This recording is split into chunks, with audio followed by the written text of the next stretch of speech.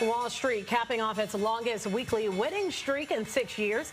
The S&P falling 0.2%, but was still within less than 2% of its record highs. The Dow adding 0.2%, its third all-time high in a row, and the Nasdaq rising 0.4%.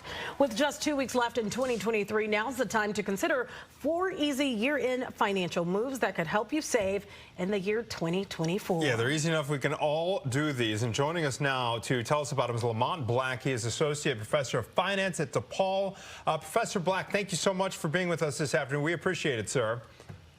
Thanks for having me. Okay, let's start by talking about our retirement plans. What is your advice with regard to these in terms of boosting contributions or leaving them as is as we head into 2024 here?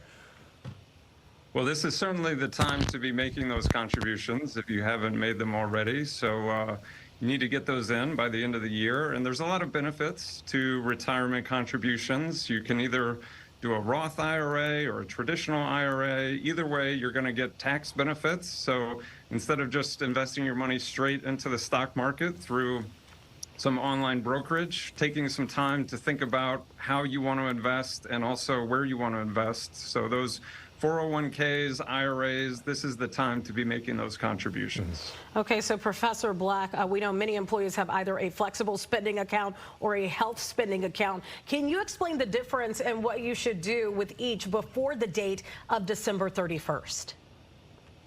Yeah, so flexible spending accounts are probably the most common, and if you contributed some money to that last fall, this is really the time to be using those funds for your healthcare needs. There's typically some grace period beyond the end of the year, but you don't want to go too far. And so if there's any prescription drugs or other things that you might need, this is a good time to be making those purchases with that FSA. And if you have a low deductible plan, or sorry, a high deductible plan, then you can contribute to a health savings account. And that's something that will carry on with you. So you can use that kind of as like a traditional savings account, but it will also be available for your healthcare needs going into the next year. So if you have some excess funds going into Christmas or the end of the year, this is a good time to be contributing to an HSA as well. Yeah, and it's important to use those, right? Because even with the grace period, it's a use it or lose it kind of thing, correct? Yeah, so with an FSA, that's certainly the case. With an HSA, some of those plans do have the ability to roll them over into the future, but those tend to be more limited in terms of whether you qualify for them or not. So like I said, for many of the viewers, an FSA is likely what you have. You probably have some card that you've been using to make those healthcare expenditures, and this is a use it or lose it situation, so now's the time to be making those purchases. Well, let's talk about the holidays, because oftentimes this is the time where people are in the giving spirit, and it really could benefit people when it comes down to tax time. So can you give any advice there?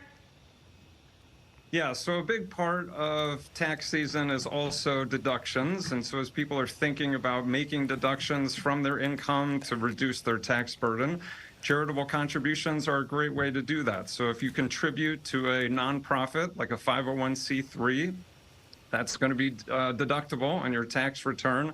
But again, that's through the calendar year. And so December is often the highest month for charitable donations for that reason.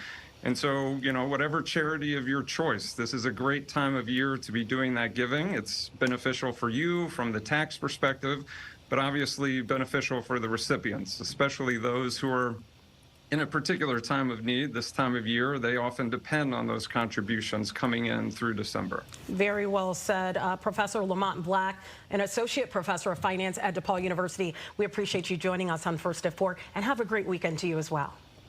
Thank you. Same to you.